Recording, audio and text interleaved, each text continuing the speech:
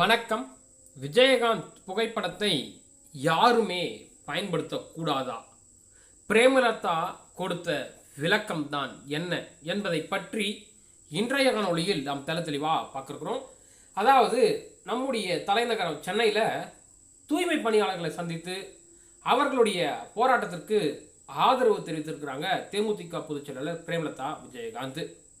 அப்போ தூய்மை பணியாளர்களுக்கு நிரந்தர வேலை 23,000 ரூபாய் சம்பளம் வழங்கப்படும் அப்படின்னு சொல்லிட்டு ஆளுகின்ற திமுக அரசு வாக்குறுதியை கொடுத்தது. அந்த கொடுத்த வாக்குறுதியை நிறைவேற்ற வேண்டும் அப்படின்னு சொல்லிட்டு பிரேமலதா விஜயகாந்த் வலியுறுத்துகிறார்.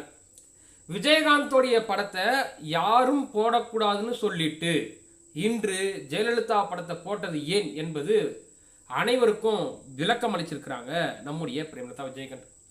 சென்னையில் 10 நாட்களாக தொடரும் தூய்மை பணியாளர்கள் போராட்டம் அதிமுக, தேமுதிக போன்ற கட்சிகள் எல்லாம் ஆதரவு கரத்தை நீட்டி வராங்க. அப்படி இருக்கக்கூடிய வகையில் தேமுதிகவுடைய பொதுச் செயலாளர் பிரேமலதா விஜயகாந்த் அவர்களை சந்தித்து அவர்களுடைய போராட்டத்துக்கு ஆதரவை தெரிவித்திருக்கிறார்.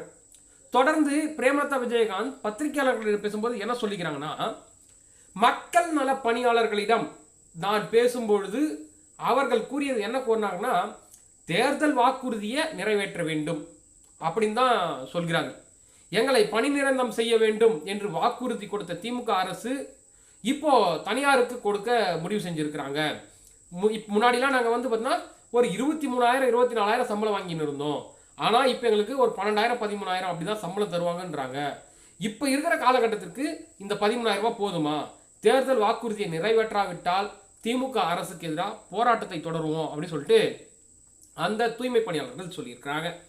தேமுதிக சார்பில் நாங்கள் கேட்டுக்கொள்வது என்ன அப்படின்னா, தூய்மை பணியாளர்களுக்கு பணி நிரந்தரம் செய்து அவர்களுக்கு 23,000 சம்பளத்தை கொடுத்துருங்க.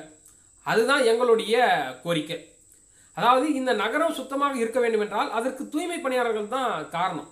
நேற்று கூட மழை பெய்யுது, அப்போ கூட பார்த்தீங்கன்னா எங்கிருந்தோ வந்தவங்களாம் உதவுறது கிடையாது. இந்த தூய்மை பணியாளர்கள் இல்லைன்னா சென்னையே என்ன ஆகிடும் அப்படின்ற மாதிரி தேமுதிக சொல்லியிருக்கிறாங்க. தூய்மை பணியாளர்களும் ஆதரவு கொடுத்துருக்குறாங்க.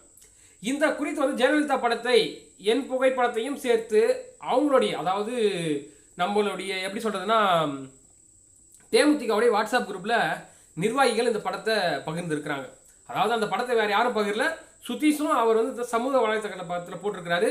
அந்த பதிவு வைரலாக ஆக்கியிருக்குது.